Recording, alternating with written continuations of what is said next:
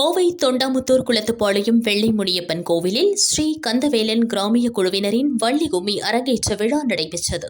விழாவை முன்னாள் அமைச்சர் வேலுமணி துவக்கி வைத்து நடன கலைஞர்களுடன் இணைந்து கும்மி அடித்து அனைவரையும் மகிழ்வித்தார்.